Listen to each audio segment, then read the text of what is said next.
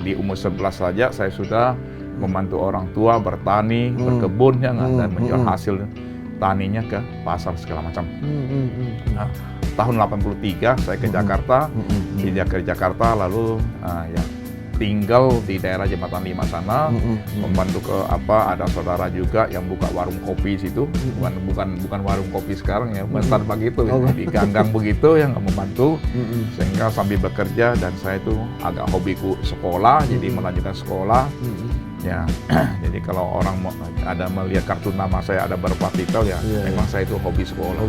Kacang jangan lupa kulitnya, jangan sok-sokan lah ya kan kira-kira ya nggak. Pada saat sudah jadi kacang kan kira-kira itu ya. Iya. Tapi ketika masuk ke daerah-daerah belusukan ke yang dulu tempat pernah ditinggali oleh Pak Lukman, ada yang masih kenal nggak? Ada, masih banyak lagi. Juga justru saya bilang lingkungan seperti itu pergaulan sosialnya lebih baik dibandingkan dengan lingkungan elit. Saya ngomong fakta ini. Iya. Kalau lingkungan elit masih bahasa Jakarta dulu, gua nih. Kalau lingkungan situ begitu buka pintu udah tetangga kiri kanan. Ya enggak, semua sudah tinggal. Ya, kalau malam minggu ya kita kumpul-kumpul di jalan-jalan di gang-gang kecil gitu semua. Ya kan?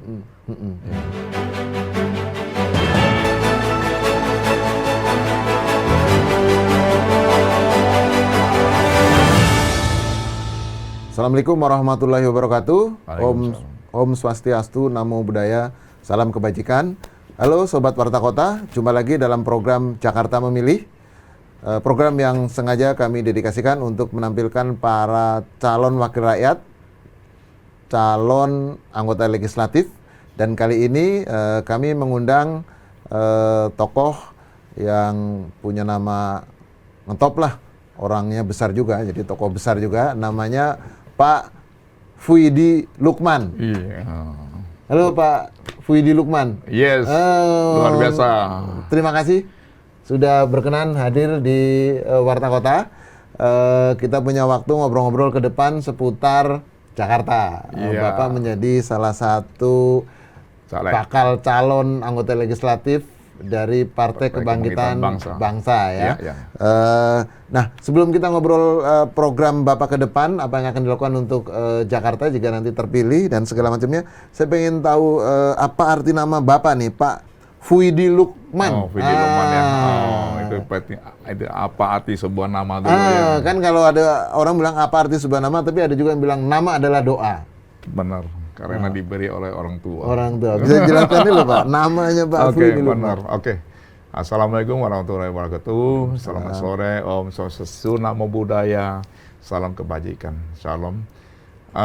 Terima kasih kepada Warta Kota, terutama kepada Dr. Prap yang mengundang saya sore hari ini untuk prokes ya.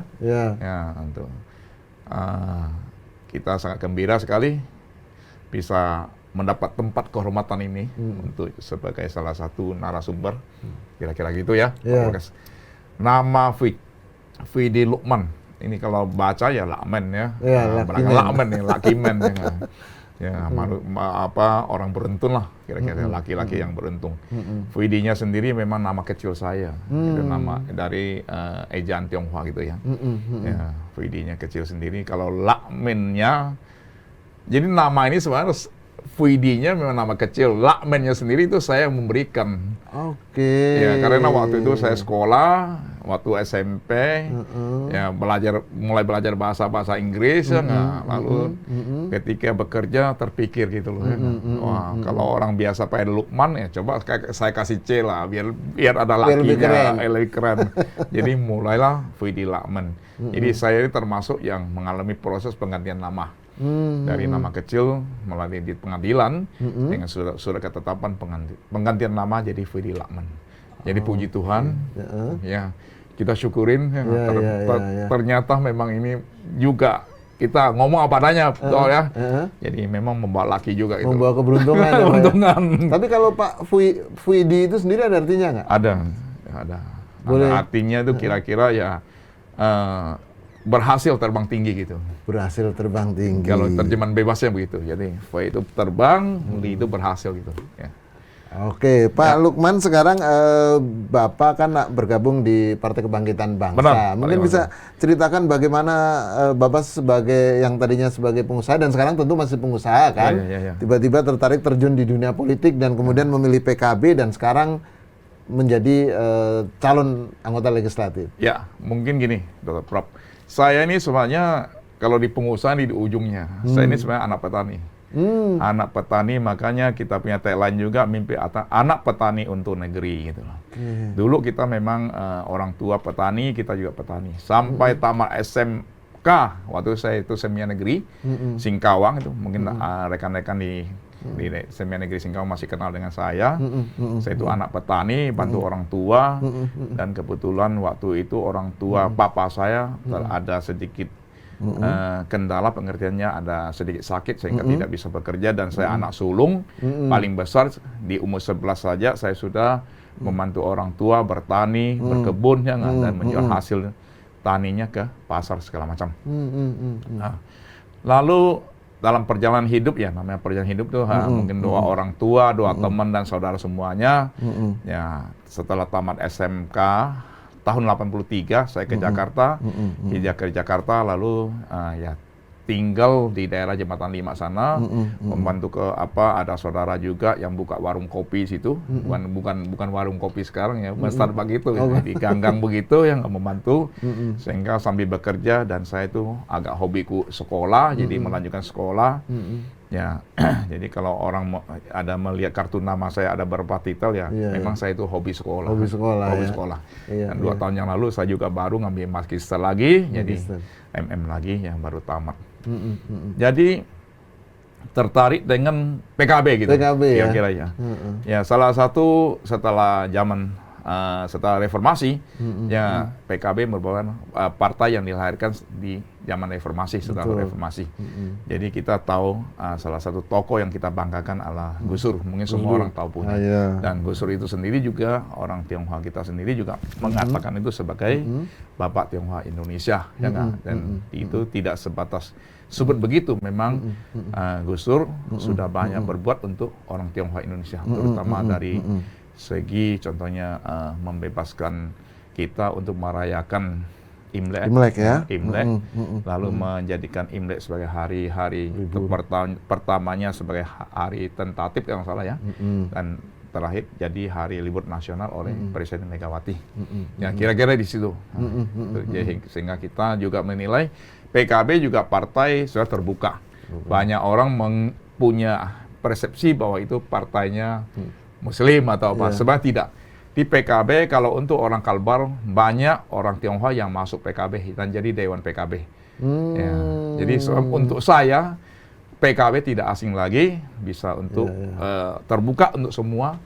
Ya, dan yang paling penting PKB itu juga selalu menjaga pluralisme, menolak anti diskriminasi, dan menjaga toleransi, dan dilanjutkan oleh Pak Ketum kita yang luar biasa, Pak Caimin ini, di berbagai kesempatan, ya nggak, juga sama kita juga ngomong, ya kita berdiri di depan, kita berdiri di depan, ya nggak, untuk menjaga pluralisme ini, ya, kira-kira gitu. Pak Lukman kan pengurus di DPP, ya kan? Termasuk salah satu. Tadi cerita asal dari Singkawang, bahwa kemudian hidup lama di Jakarta, dan sekarang memilih Jakarta sebagai daerah pemilihan. Kita tahu padahal Jakarta ini kan kompetisinya berat sekali ya, karena tokoh-tokoh besar, pimpinan-pimpinan partai banyak juga yang memilih Jakarta sebagai daerah pemilihan. Kenapa nggak memilih misalnya di Kalimantan Barat atau wilayah dapil wilayah Singkawang segala macam sebagai daerah tempat kelahiran misalnya gitu? Ya. Ini pertanyaan yang sangat menarik gitu. Sebenarnya banyak orang yang mempertanyakan karena saya juga asal dari Kalbar gitu, kira-kira gitu ya. Pertama saya bilang, sebanyak orang Kalbar yang ada di daerah dapil saya sekarang nih, ya nggak, itu cukup, itu lebih dari 1 kursi itu. Mereka yang sudah pindah ke sini yang berKTP di daerah Jakarta Barat, Utara, itu sudah banyak sekali. Jadi saya pikir memilih daerah itu dalam perhitungan saya, perhitungan politik ini ceritanya nih. Ini perhitungan politik saya, berarti ini cukup menunjang, menunjang tuh. Dan juga mereka juga paling sedikit juga ada suatu kebanggaan bahwa kita di Jakarta mereka sudah yang pindah ke sini tinggal di Jakarta juga punya wakil dari Jakarta yang tidak harus wakil dari Kalimantan Barat dan mereka sudah jadi warga DKI semuanya. Kira-kira gitu Pak Prof. Jadi pilihan Dapil Jakarta 3 ya? Iya, Dapil 3 benar. Jakarta 3 ya, wilayah Jakarta Barat, Jakarta Utara dan Kepulauan Seribu ya. Karena memang banyak saudara-saudara dari Kalimantan Barat yang memilih tinggal sini. Iya, ke sini ya. Banyak sekali bisa ketemu di mana, apalagi di proyek Pasar Tanah Abang itu. Oh gitu. Mangga 2 tekstil segala macam kan ya. Di elektronik di daerah Harko juga banyak sekali. Banyak ya. Ya, cuma ya gitu. Kita untuk jadi dapil terutama buat kita ini untuk jadi caleg ya, kita harus punya modal, Pak Dr. Prof. Bukan modal uang saja. Pertama kita harus punya modal moral. Modal sosial, modal moral pengertiannya ya punya track record bagus nggak ini. Kalau untuk orang daerah kita tuh sensitif sekali. Kalau orang tuanya di atasnya itu ada pernah melakukan sesuatu yang tidak bagus ya nggak. Jadi jangan coba-coba. Ini trust ya, faktor percaya trust ya. Ini mungkin itu kita punya modal satu. Kedua ya kita punya modal sosial. Modal sosial pengertian kita pernah melakukan kegiatan-kegiatan sosial. Saya sendiri pernah jadi ketua perkumpulan masyarakat Singkawang dan sekitarnya. Tingkat nasional? Permasis tinggal nasional.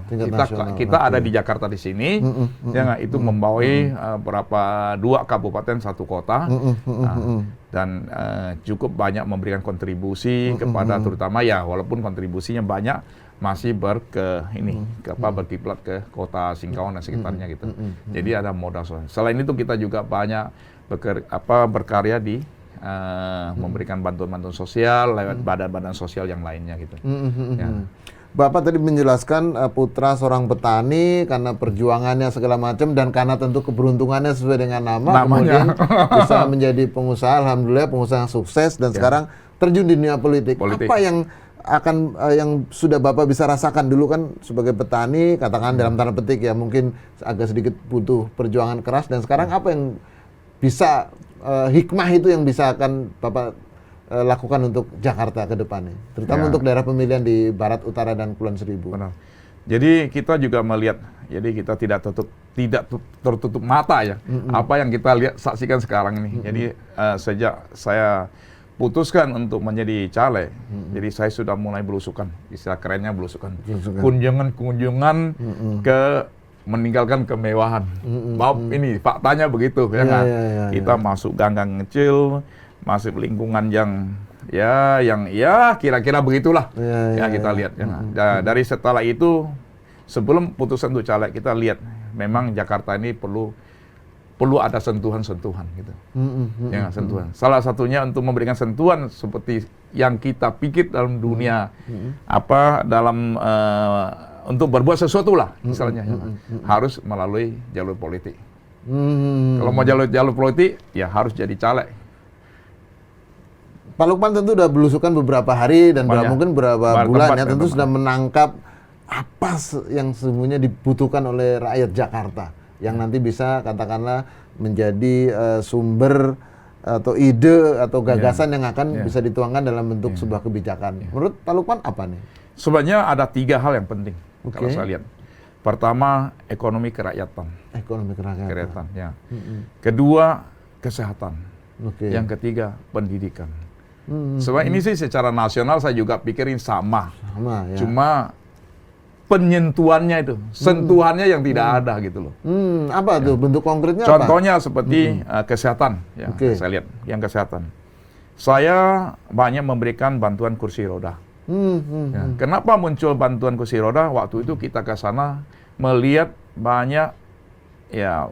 Walaupun karena faktor usia, karena juga ada faktor kecelakaan, ya ada faktor penyakit yang banyak yang di rumah katanya kalau saya mau berobat Pak, susah Pak, harus digendong-gendong masuk gang jauh katanya Pak. Dari situ kita muncul ide, wah alangkah bagusnya juga kalau kita siapkan kursi roda buat mereka.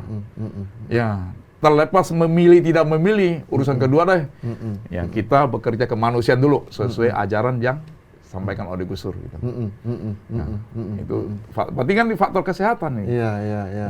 Dan kita juga menemukan banyak. Ini maaf saja saya ngomong apa adanya. Kalau nggak percaya silakan ikut saya. Ada belusukan ya. Ya belusukan banyak yang orang-orang tua sakit itu. Ya, mereka kekurangan. Ya, baik karena faktornya dari lingkungan keluarganya sendiri, mungkin anaknya apanya sibuk sehingga tidak bisa merawat orang tuanya yang sakit gitu. Nah, ini mungkin ya salah satunya mungkin harus melalui program pemerintah untuk membantu mereka. Untuk membantu mereka ya. Itu ide-ide itu nggak akan Bapak perjuangkan nanti kalau jadi terpikir kalau sebagai terpikir wilayah. seperti pasti sudah. Termasuk ya pendidikan juga. Kalau pendidikan gimana? Kan di Jakarta sudah ada KJP Plus, ada BOS, ada BOP, macam-macam kira-kira gitu. Tapi dari data yang dari informasi yang kita terima di bawah ya, memang ada beberapa anak masih kesulitan untuk sekolah di lingkungan dia sendiri gitu. Oke, terutama sekolah negeri. Negeri, jadi harus ke sekolah yang agak jauh gitu. Itu juga jadi salah satu dilema gitu. Solusinya?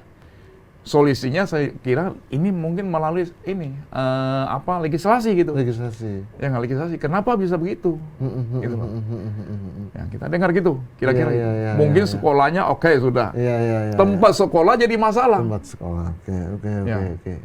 Pak Lukman, kalau kita lihat profil daerah Jakarta Barat dan Utara nih terutama kan daerah yang padat ada seperti kawasan Tambora, Kapuk, Cengkareng itu padat dan ya agak sedikit selam lah ya.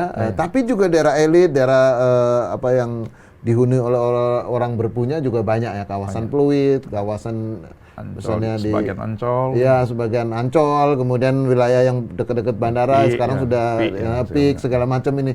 Nah, ketika Bapak harus memilih satu program nih, malah yang cenderung ke kelompok elit, kelompok kawasan ini atau kawasan yang selam tadi nih, Pak? Kalau prioritas. Iya benar, saya selalu ngomong itu. Orang kaya tidak usah diurusin. Kalau seorang pejabat negara mengurus orang kaya itu nggak ada kerjaan, saya bilang. Iya. Ada udang di balik batu. Ada udang di balik batu. Orang kaya tidak perlu diurusin. Mereka lebih pintar ngurus mereka sendiri daripada kita ngurusin dia. Yang penting kita nggak ngerecokin mereka ya. Benar, gitu aja. Kalau dia mau berusaha, kasih jalan yang cepat untuk dia berusaha. Sehingga bisa menciptakan lapangan kerja. Yang perlu kita ngurusin, kalau saya terpilih wakil rakyat atau apa gitu kan, ya kita memang ngurusin orang-orang yang mempunyai kemampuan terbatas itu. Itu yang perlu kita urusin. Kita perlu sentuh dia gitu loh. Orang kaya nggak usah diurusin. Saya sudah terlalu sering ngomong. Ketemu pejabat bupati teman saya selalu ngomong. Tidak perlu orang kaya tidak usir dia. Mereka lebih pintar ngurus mereka sendiri daripada kita. Kira-kira tahu sudah arahnya ya. Jadi makanya belusukannya masuk ke daerah-daerah yang katakanlah Tambora segala macam gitu. Bapak apa nggak takut nih masuk ke daerah-daerah yang agak begitu? Biasanya kan takut ada inilah, takut ada apa gitu. Atau Bapak justru merasa nyaman atau apa? Karena dulunya juga tinggal di situ. Oke. Dulu juga tinggalnya di gang-gang nih. Gang Balok, Gang Banci ya. Saya ngomong mungkin di Brokesi ada yang kenal dengan saya. Saya tidak boleh sembarang ngomong tinggal di mana kan ya. Daerah Kerendang juga. Kita dulu juga tinggal daerah begitu. Jadi secara bukan secara kejiwaan gitu ya. Kita juga pernah merasakan gitu. Ya, buat Sobat Warta Kota, Pak Lukman itu sekarang tinggal di satu kawasan elit lah di Jakarta. Tapi beliau dulu menyebut tadi ada kawasan Tambora, kawasan Kerendang, kawasan Gang Balok, segala macam itu daerah padat di Jakarta. Jadi mungkin bisa cerita sedikit nih bagaimana pengalaman dulu ketika tinggal di daerah-daerah padat tersebut. Ya, faktornya karena kantongan. Kita datang sini tidak punya apa-apa, cuma bekerja. Yang namanya mulai bekerja kan serba keterbatasan. Makan malam saja. Kebetulan saya masih kerja pagi, sorenya kuliah. Ya, jam 9 itu saya bilang, abang nasi goreng itu langganan di depan kos kita gitu, langganan. Tiap malam makan nasi goreng. Abang ini, nasi goreng abang itu. Waktu itu tidak sakit leher loh. Tapi sekarang kalau nasi goreng aja sudah mulai sakit leher. Jadi di situ ya istilah lingkungan itu kan kita sudah terbiasa. Iya. Ya, walaupun hari ini kita puji Tuhan ya, kita tinggal di daerah yang agak elit, ya, tapi apa yang pernah kita, ya kalau bahasa keren, kacang jangan lupa kulitnya, jangan sok-sokan lah ya kan kira-kira ya nggak, merasa sudah jadi kacang kan kira-kira itu ya. Iya. Tapi ketika masuk ke daerah-daerah belusukan yang dulu tempat pernah ditinggali oleh Pak Lukman, ada yang masih kenal nggak? Ada, masih banyak orang kenal. Masih banyak ya. Banyak orang kenal. Masih banyak kenal ya. Iya, artinya Pak Lukman dulu juga bukan hidup sendiri ya, hidup nenangga juga istilahnya. Justru saya bilang lingkungan seperti itu pergaulan sosialnya lebih baik dibandingkan dengan lingkungan elit. Saya ngomong fakta ini. Iya. Kalau lingkungan elit masih bahasa Jakarta dulu, gua nih. Iya. Kalau lingkungan situ begitu buka pintu udah tetangga kiri kanan. Ya enggak, semua sudah tinggal. Ya, kalau malam minggu ya kita kumpul-kumpul di jalan-jalan di gang-gang kecil gitu semua. Ya. Pak Lukman, tadi Bapak nyebut sesuatu yang akan diperjuangkan ketika nanti terpilih adalah soal kesehatan. Dua soal pendidikan. Ya. Berikutnya mungkin soal ekonomi kerakyatan. Ya. Apakah ada sesuatu lagi yang akan Bapak perjuangkan? Saya kira saya cuma seorang diri. Dari ketiga itu, ya unsur itu yang tadi saya sebutkan itu, ketiga poin itu. Bisa saya perjuangkan salah satu itu sudah puji Tuhan. Sudah puji Tuhan. Ya, kita tidak boleh bersombong dia mau ini. Jangan. Ya, kalau terpilih bisa kita perjuangkan satu dan duanya juga lumayan gitu yang bisa menunjukkan hasil kepada rakyat gitu ya, kepada yang ini tempat-tempat kita yang memang butuh kita bantuan, itu saya pikir sudah puji Tuhan. Meskipun ini tiga, Pak, tapi ini yang akan menentukan indeks pembangunan manusia, Pak. Kira-kira begitu. Karena ekonomi berkaitan dengan daya beli. Kesehatan kan, dan kemudian pendidikan. Apalagi pendidikannya. Nah, indeks pembangunan manusia itu diukurnya dari 3 hal. Jadi kalau Bapak perjuangan ini, itu artinya Bapak sudah meningkatkan kualitas manusia di daerah pemilihan Bapak itu. Itu. Tapi bentuk konkret untuk ekonomi kerakyatan yang akan Bapak perjuangkan itu seperti apa, Pak? Kita memang ada dalam pikiran terutama membuat mereka-mereka yang punya jiwa untuk bisnis gitu. Ya, saya kan selalu turun ke bawah juga bilang, Bapak juga bisa jadi orang kaya, bisa jadi sukses sebagai pengusaha sukses. Cuma kesempatannya tidak ada. Oh benar Pak katanya. Ya. Nah, disitulah kita nanti akan memberikan dia kesempatan. Tapi mulai dari belajar jiwa bisnis dulu. Mengubah jiwa bisnisnya dulu, ya nggak. Sehingga gimana yang namanya usaha itu seperti apa gitu. Dan kalau kita terpilih jelas kita punya perangkat lah. Iya. Artinya accessibility ya. Aksesnya ada. Ya. Akses ke pasar maupun akses ke permodalan. Benar. Begitu Kira-kira gitu ya. Kita punya perangkat itu saya bilang. Ya. Kalau misalnya ekonomi kerakyatan yang paling memungkinkan kalau di daerah pemilihan Bapak misalnya daerah Tambora, kira-kira apa bentuknya? Ya kita UKM seperti buka toko sembako. Itu kan paling simpel. Kita pernah uji coba, tapi ini uji coba bukan orang lain, masih lingkungan pembantu kita punya keluarga yang tinggal di Jakarta, di salah satu kota. Kita suruh dia, coba rumah kamu itu coba diubah lah, dagang gitu. Nggak usah besar-besar dulu, dirapikan depannya, ya nggak. Nanti kita coba modalin gitu loh. Pelan-pelan saja. Itu sudah pernah Bapak lakukan? Pernah kita lakukan. Di mana tuh? Ada satu daerah. Tapi bukan di Jakarta? Jakarta juga. Oh, Jakarta juga. Dan hasilnya gimana? Bagus sekali. Artinya mungkin itu bisa semacam jadi pilot project ya? Jadi contoh yang kemudian bisa diterapkan lagi? Iya. Ya, makanya saya bilang harus kembali. Orang itu punya jiwa dulu nggak? Jiwa dagangnya dulu nggak? Iya. Setelah dagang, jangan untungnya. Begitu sudah untung, tidak pikirkan untuk membesarkan usahanya. Investasi ya? Ya nggak? Iya. Udah untung, waduh apa yang mau dihabisin nih? Habis modal jadi. Habis modal ya nggak? Yang penting itu. Kalau jiwa dagang apa sih kalau boleh tahu? Syarat pertamanya gitu? Jiwa dagang sudah sederhana saja. Ya, yang penting jiwa dagang itu kan, ya namanya dagang pasti untung kan. Jangan untungnya keterlaluan aja gitu. Nah, kalau sudah untung keterlaluan, apalagi barang-barang seperti sembako begitu ya nggak, kebutuhan hidup itu kan ada parameternya, ada ukuran yang jelas sudah ya nggak. Iya. Apalagi contohnya saya punya rumah, tidak perlu sewa, itu sudah untung. Iya. Punya modal satu.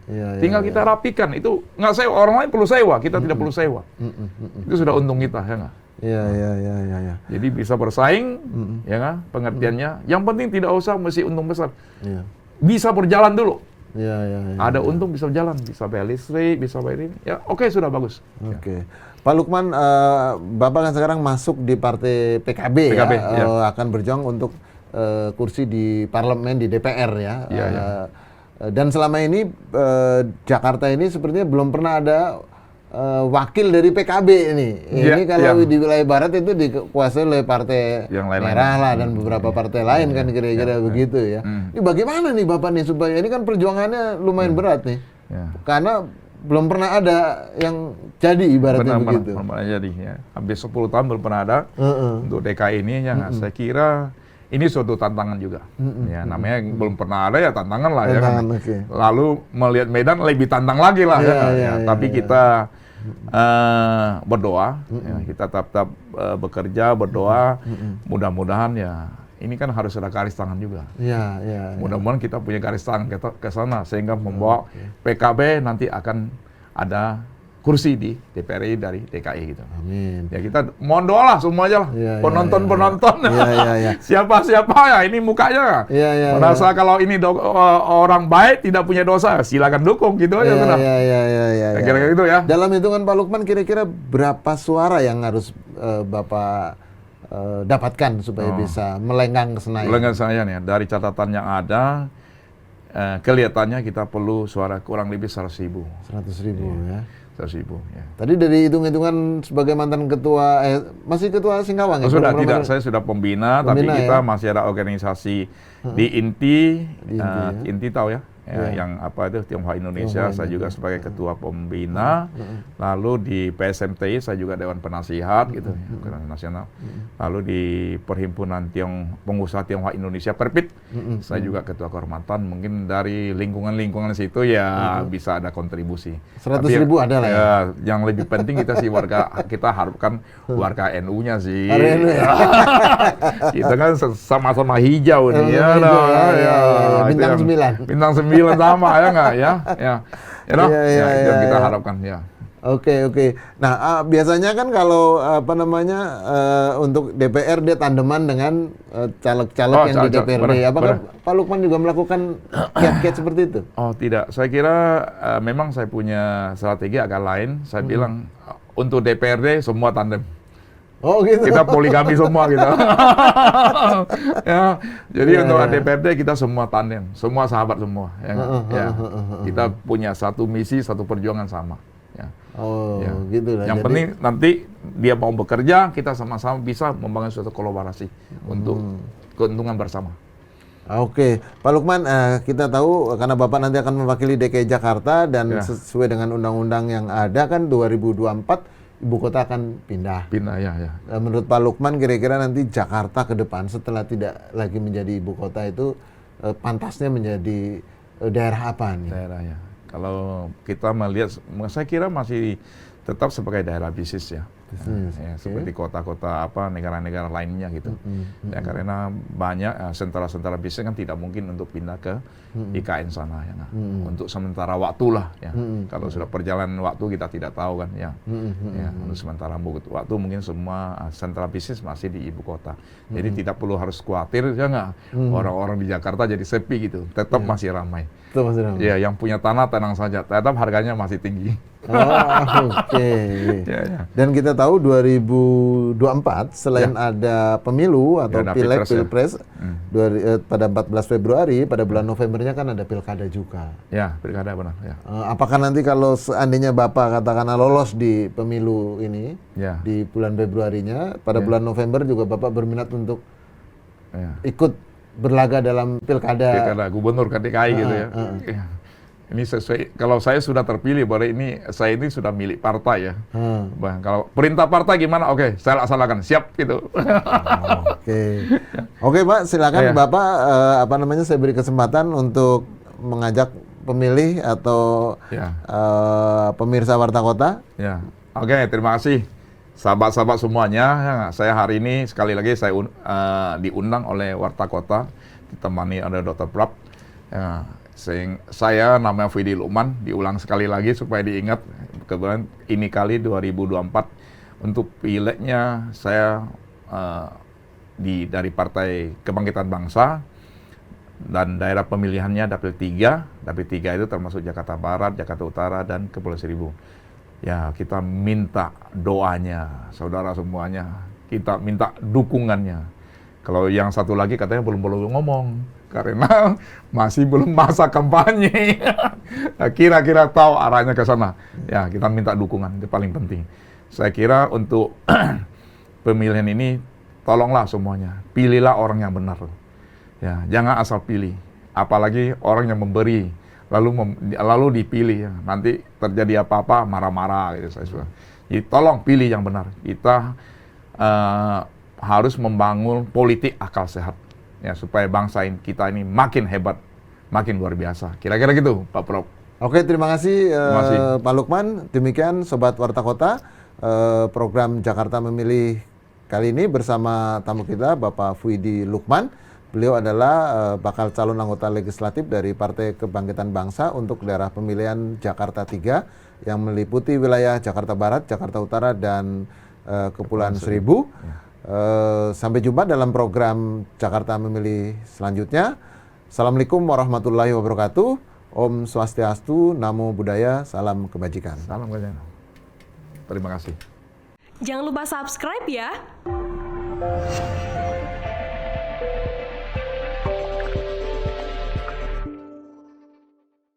Jangan lupa subscribe ya.